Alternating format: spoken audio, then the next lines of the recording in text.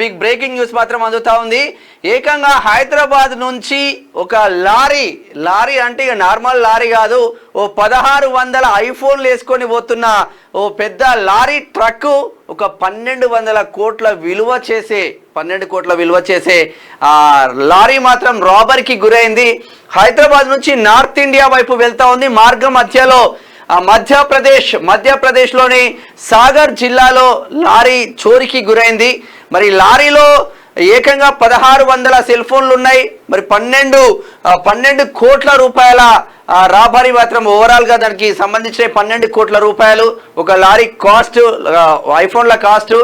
మరి ఎట్లా చోరీకి గురైంది, ఏంది కథ కార్ఖానా అంటే, ఏకంగా లారీ డ్రైవర్ నిద్రమత్తులో ఉన్న సమయంలో లారీ పక్కన ఆపుకొని, ఎందుకంటే లాంగ్ వే కాబట్టి హైదరాబాద్ నుంచి నార్త్ ఇండియా వరకు వెళ్ళాలి కాబట్టి వాళ్ళు మార్గ మధ్యలో మంచి పొజిషన్ చూసుకొని లారీలు ఆపుకొని నిద్రపోయి మళ్ళీ డే టైంలో వెళ్తూ ఉంటారు. నైట్ 1 o'clock మధ్యలో పడుకొని మార్నింగ్ లేసేసరికి ఈ డ్రైవర్కు సంబంధించింది ఏం జరిగిందంటే, ఆయన కాళ్ళు చేతులు కట్టేసి నోరు కట్టేసి కంప్లీట్గా లారీలో ఉన్న మొత్తం సెల్ ఫోన్లన్నీ ఐఫోన్లన్నీ ఎత్తుకుపోయిన పరిస్థితి మాత్రం ఉన్నది. ఇది జస్ట్ ఇప్పుడే ఒక కేసు ఫైల్ అవుతా ఉంది. 15 రోజుల క్రితం జరిగిన సంఘటన, కానీ బయటికి మాత్రం వచ్చింది 1 గంట క్రితం మాత్రమే. మరి మధ్యప్రదేశ్లో సాగర్ జిల్లాలో జరిగిన ఈ ఘటన మొత్తం దేశం మొత్తం ఉలిక్కిపడే విధంగా చేసింది అని చెప్పుకోవచ్చు. అంటే లారీల దొంగతనాలే కాదు, ఏదంటే అది దొంగతనం, రాబరీ చేసి ప్రీ ప్లాన్ గా పారిపోవచ్చు అన్న కోణం మాత్రం వినిపిస్తా ఉంది. సరే, ఏది ఏమైనా లారీ డ్రైవర్ తేరుకొని తను కట్లన్నీ మళ్ళీ కొంచెం తెంపుకొని చాలా కష్టపడి పోలీస్ స్టేషన్ పోయి కంప్లైంట్ చేసినా కూడా సాగర్ జిల్లా మధ్యప్రదేశ్ పోలీసులు మాత్రం స్పందించలేదు. వాళ్ళు ఎందుకు నిర్లక్ష్యం చేసిండ్రు? మరి 12 కోట్ల రూపాయలల్లా ఏమైనా బేరాసారాలు ఏమైనా జరిపిండ్లా? మరి ఇక్కడ రాబరీ చేసింది ఎవరు అంటే, దానికి సెక్యూరిటీగా వెళ్ళిన ఆ లారీకి సెక్యూరిటీగా వెళ్ళిన సెక్యూరిటీ గార్డే లారీ డ్రైవర్ను కట్టేసి ఇంకో కొంతమందిని మార్గ మధ్యంలో సెక్యూరిటీ వీళ్ళ దోస్తులను, అంటే ఆ సెక్యూరిటీకి సంబంధించిన దోస్తులు ఉంటారు కదా, ఆ దోస్తులను కూడగట్టుకొని లారీపై అటాక్ చేసి మొత్తం మీద 1600 సెల్ ఫోన్లు, ఐఫోన్లు, నార్మల్ సెల్ ఫోన్లు అంటే సరే 10,000 20,000 ఉండొచ్చు, కానీ ఐఫోన్లకు సంబంధించింది 1600 ఐఫోన్లు చోరీకి గురైంది. 12 కోట్ల రూపాయలు దాని కాస్ట్. ఇక మరి 15 రోజులుగా కంప్లైంట్ చేసినా కూడా ఎందుకు పట్టించుకోవట్లేదు అనేది ఇప్పుడు ఒక క్వశ్చన్ వస్తూ ఉంది సాగర్ జిల్లా పోలీసులకు. మరి అక్కడ ఉన్న ఐపీఎస్ ఇప్పుడు ఎందుకు బయటికి వచ్చిందంటే, అప్పటి నుంచి ఇప్పటి వరకు పట్టించుకోవట్లేదు. తను కొంతమంది పొలిటికల్ లీడర్ల దగ్గరికి వెళ్ళడంతోనే ఇది కొంచెం మళ్ళీ బయటికి వచ్చినట్టు తెలుస్తా ఉంది. అక్కడ ఉన్న ఉన్నతాధికారులు దృష్టికి వెళ్ళడము,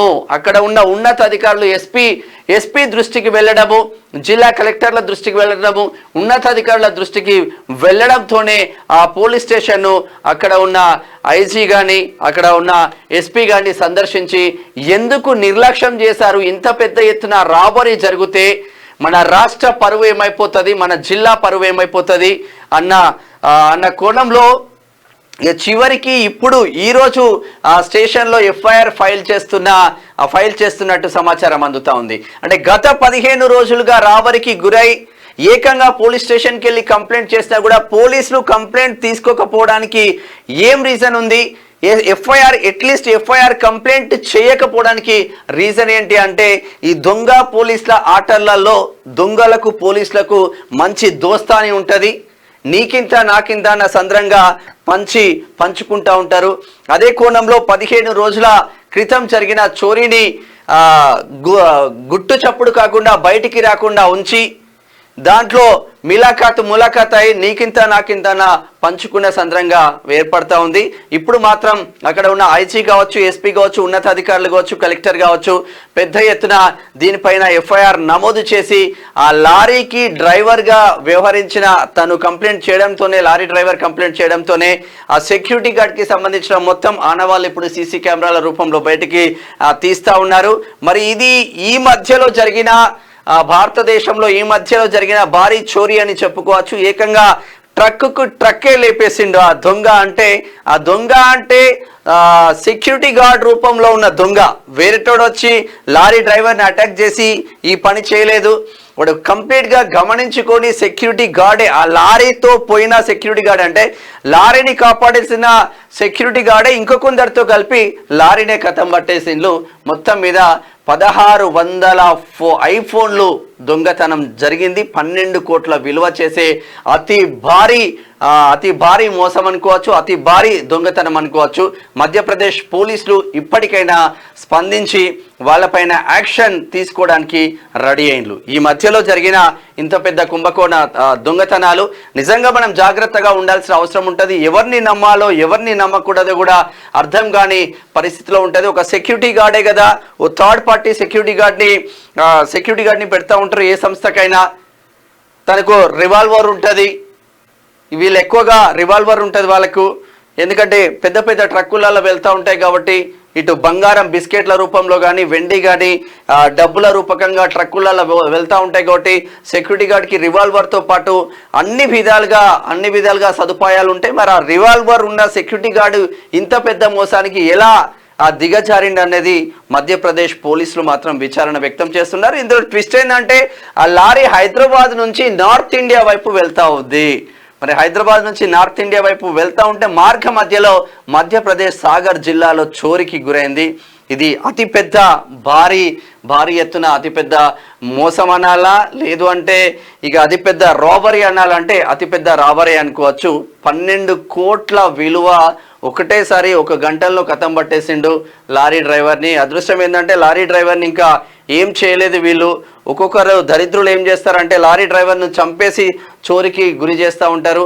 కట్లు చేతులు ముఖానికి ప్లాస్టర్ వేసేసి కాళ్ళు చేతులు కట్టేసి లారీ డ్రైవర్లు పడుకున్న తర్వాత అట్లనే పెట్టేసి ఈ చోరీకి మాత్రం ప్రయత్నం చేసిండ్రు. అలా సక్సెస్ అయ్యింది. కానీ 15 రోజుల తర్వాత వీళ్ళ బండారం బయటపడ్డది. ఇటువంటి వాళ్ళపైన పీడీ యాక్ట్లు పెట్టి లోపలికి వేస్తే తప్ప ఇంకొకడు దొంగతనం చేయాలంటే భయపడే పరిస్థితులు మాత్రం వస్తూ ఉన్నాయి.